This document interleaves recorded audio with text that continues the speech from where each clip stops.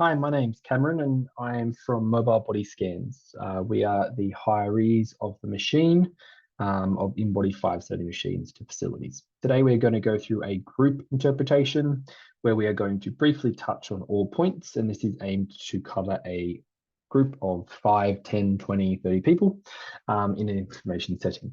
I would highly recommend if you have questions at the end of today, you can either reach out to us if that is something that can be possible, or you can be reaching out to the individuals or the coaches or your health professionals in here. My interpretation today is going to be general. It is going to also cover the key points of the scan and focus in on the aspect of the points that should be taken from an Inbody scan. So I'm going to share my screen, which is actually going to pull up my own personal Inbody scan. You will either be using the app or you'll have a printout in front of you that will enable you to see the same information that'll be on the screen above here. The first thing that I want you guys to find on your sheet today is the muscle fat analysis. These 3 lines here. The idea of what the muscle fat analysis is the top line is your body weight, second line is your muscle mass, and the third line, is your body fat mass. That is total kilos.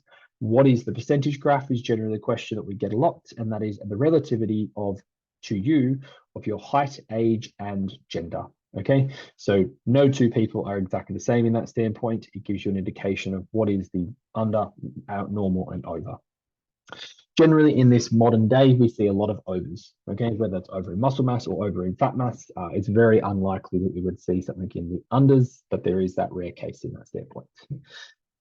Where we're going to look for now is we're going to go into the 2 segmental analyses of those 2 points that we have. So first of all, we're going to look at muscle mass. So if we scroll down and we look at segmental lean analysis, this is now a breakdown of the 5 key areas that our 570 machine analyzes for you. So the top line on each of these is weight. So how many kilos of muscle mass in this case are held in each area. So for me, it's 4.73 kilos in my right arm, 4.56 in my left.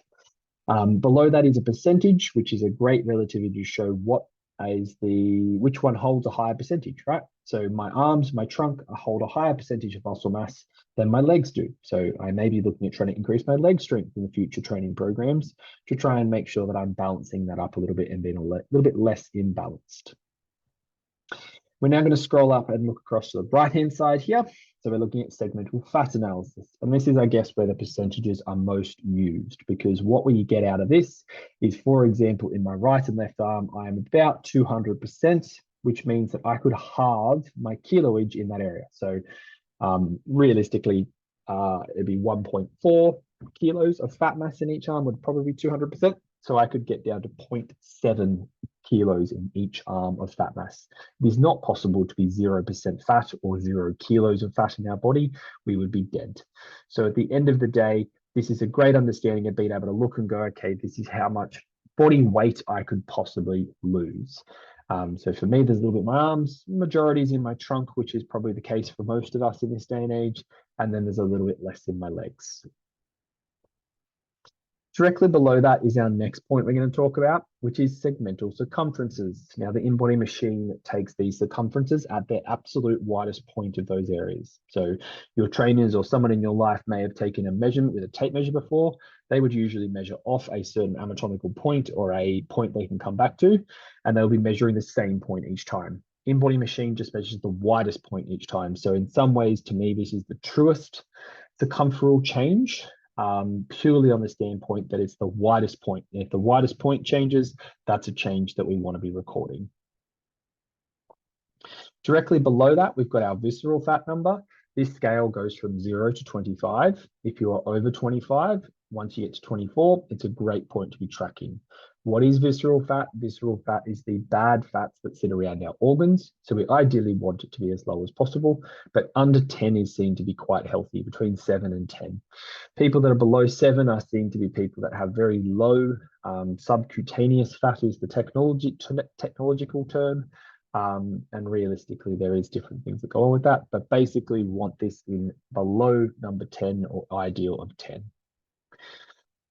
Directly below that, we've got a few of our research parameters. Now, these research parameters are key points that are identified by Inbody to be something of interest or of a good thing to be looking at. Intercellular water is the water masses that are sitting inside of our cell masses, so muscles, tissue, all that sort of stuff. It is a great indication of what composition our body is. So if you have a very high intercellular water, you've probably got a bit of muscle mass on your body. You've probably also got muscle that is holding fluid, which is a good thing. There are some people out there that are very lean and they don't hold a lot of water in their tissue, and that's a different case, but each of those is completely fine. The biggest one is we want to be at the top end, if not above, these parameters here on the right-hand side. Extracellular water is a great indication of our actual hydration. If you are low in this, there is a very high chance you're not drinking enough water. You may not be taking enough salts or electrolytes to hold on to that water, or you may be drinking way too much caffeine, soft drinks, all those sort of things.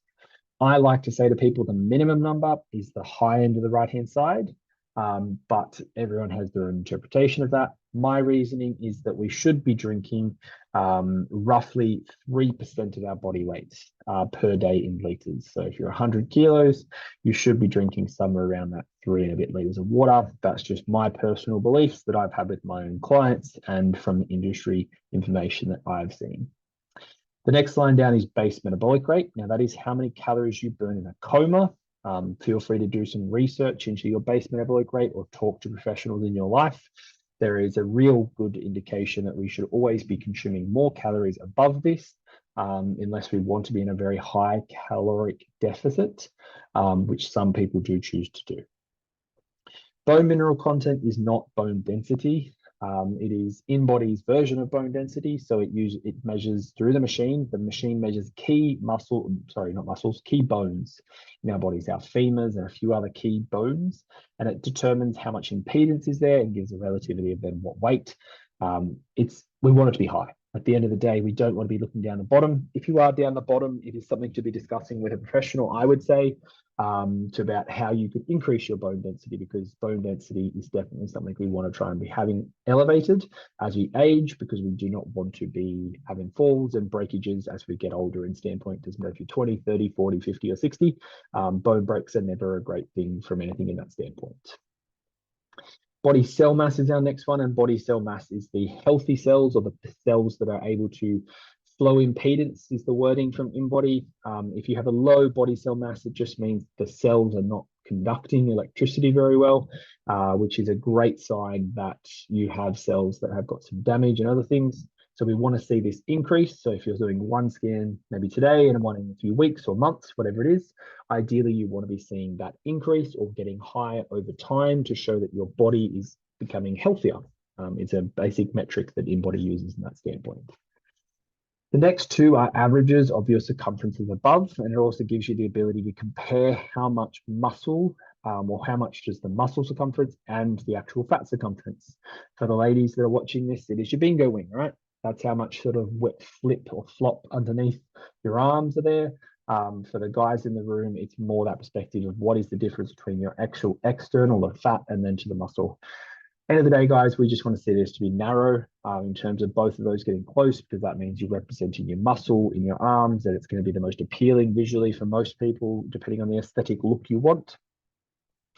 If it is over 10 centimeters in difference, there is definitely a perspective to be chatting with doctors about your hormones. There is science to state that a person that has 10 centimeters or a very large amount of fat mass held in their arms could have something hormonal that is going on, depending on their overall fat mass as well. Okay, but there's just a point to consider there. The last one is our recommended calorie intake. This is a calculation, guys, so it's not perfect. There is better ways to calculate it by looking up and researching or chatting to the professionals in your life, but it gives you an indication that we are burning more calories per day than just our base metabolic rate. So it's an allowance for me of 700 calories, which is roughly what I sort of keep to in some standpoints, if I am tracking calories in that way, but it gives you that understanding that there is two different numbers that you should be looking at. The final 3 points that we're going to look at is ECW ratio, which is your water ratio, which comes back to this extracellular. If you are over 0.40, the next point I'm going to talk to you about, it's not going to give you an indication because it's going to say seek medical help or seek medical guidance. Pretty much means you have edemas or you have a high amount of fluid retention, and it is definitely something to be checked out by a professional, and you may need to look at getting compression garments or something on that line. But generally, it's between somewhere in the threes There is no specific mark, but it's a indication or a great way for us or a person who's done a lot of these interpretations to be able to see if your water ratios are roughly the same. Inbody score is our second last thing we're going to look at today. Now, I don't like the wording from Inbody themselves. I think they're very harsh in their wording. The easiest way to think about an Inbody score is you always want to see that score increasing. If that score decreases, it generally means there has been a decrease in the positivity of your scan. Okay, it's not always a bad thing. Sometimes things do decrease, but realistically, we want to see that score increasing over time. It is 100% possible, as is mentioned on this sheet here, that it can go above 100. Okay, so that's part of the other reason I don't really like the score. If it can go above 100, what's the point? It's just a relativity for you. It is also something that may be used in a challenge that you may be part of about getting as a great metric of who can increase the Inbody score the most, because it takes into consideration all aspects of your score, from your water to your fat to your muscle mass. Everything in general is there. So it's a great little thing in that standpoint. The last and probably most important thing that I always like to guide towards today is your weight control figure. Okay, weight control gives us an indication of how much weight, or what is the ideal weight, target weight, whatever you want to say, of our bodies if we didn't lose any muscle mass. Okay, that is what this number is relative to. So if this number is saying you need to increase your muscle mass, it is stating that you would be benefit and you would get a higher Inbody score by increasing your overall weight of muscle. If it is saying you decrease your fat mass, you would be able to decrease your fat mass by that amount to get to the ideal amount. If you do increase your muscle mass, you will decrease your fat mass control number because the baseline or the target weight will go up.